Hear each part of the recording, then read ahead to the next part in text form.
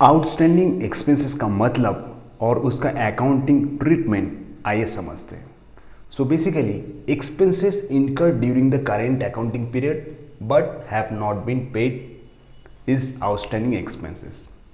यानी कि इस साल में हमने एक्सपेंसेस इनकर किया है लेकिन अभी तक वो अनपेड है, यानी कि उसका अमाउंट हमने अभी तक नहीं पे किया हुआ है। That is the outstanding expenses. For example rent outstanding ₹10,000, यानी कि इसी साल में यानी कि करेंट अकाउंटिंग ईयर में अपने को रेंट पे करना था 10,000 लेकिन हमने वो अभी तक पे नहीं किया है। That is the outstanding expenses. अब इसका जर्नल एंट्री क्या होगा? रेंट अकाउंट कर देंगे डेबिट टू आउटस्टैंडिंग रेंट, यानी कि रेंट एक एक्सपेंसेस है तो इसीलिए वो डेबिट हो रहा है, और आउटस्टैंडिंग एक्सपेंसेस मतलब अपने को पे करना था फ्यूचर में, अभी तक पे नहीं किए है।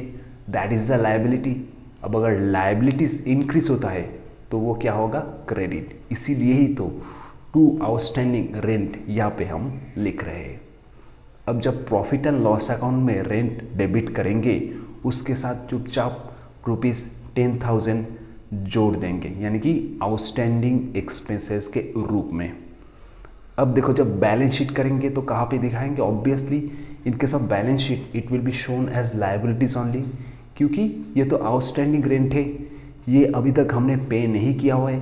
This is a liabilities only, तो इसको हम लायबिलिटीज़ के साइड में लिख देंगे।